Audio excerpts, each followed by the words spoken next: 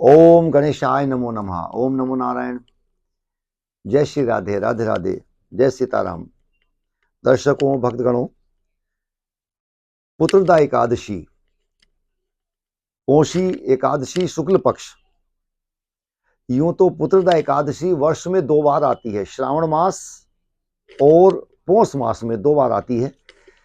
तो ये पौष मास की जो एकादशी है बड़ा विशिष्ट है, क्योंकि अब से 5 दिन के बाद में माघी स्नान प्रारंभ हो जाएगा। जो पूर्णिमा है वो 13 तारीख में 13 जनवरी को प्रारंभ है और 13 जनवरी से माघी स्नान आप प्रारंभ कीजिए। माघ महीने का जो नियम है, जो भी शास्त्रोक्त नियम उपाय और विधि विधान है, वो अगली वीडियोज में हम आप लोगों को प्रेषित करेंगे, बताएंगे। परंतु आप लोग माघी जो स्नान है आपको इस वीडियो में हम बता रहे हैं, वो 13 जनवरी से आप प्रारंभ करेंगे और मकर संक्रांति 14 जनवरी की जो वीडियो है, दिन मंगलवार प्रतिपदा, वो अगली वीडियो हम अगले ही कार्यक्रम में आप लोगों तक प्रेषित करेंगे उस विषय को।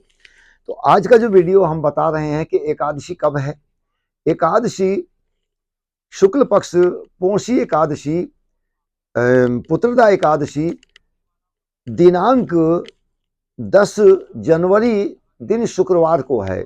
चूंकि एकादशी है, नारायण की का व्रत है और ये शुक्रवार को है, तो महालक्ष्मी के उपाय करने के लिए बहुत ही विशिष्ट है। आप लोगों को इसका एक विशिष्ट बताएं कि एकादशी लगभग 10:30 बजे तक है इस दिन में, लेकिन सूर्योदय में जो तिथि है वो शुक्रवार को ही पड़ रही है। इसलिए आप लोग जो व्रत रखें एकादशी का, वो शुक्रवार और 10 जनवरी को ही व्रत रखा जाएगा। पारण अगले दिन आप 7:30 बजे से लेकर 8:30 बजे तक 11 जनवरी को इसका पारण होगा। और इस दिन का एक विशिष्ट उपाय है कि आप लोग केसर घृत में डालकर, गाय के घृत में केसर डालकर नारायण के सम्मुख एक दीपक प्रज्वलित करें। ये बहुत ही विशिष्ट विषय है। और इसी प्रकार का दीपक घृत के अंदर में, गैया के घृत में, या आपको एक घृत घो आता है, एक घृत विशेष प्रकार का आता है जो वानस्पतिक घृत होता है, उसको बोलते हैं कुमार घृत। जो घी कुमार के पाठे का घृत होता है उसको आप ले लें, घी कुमार बोलते हैं उसको। उसके आप पाठे का आप व्रत घी ले लीजिए व्रत में, और उसमें केसर डालिए और उसी दीपक के को आप प्रज्वलित कीजिए तुलसी पर।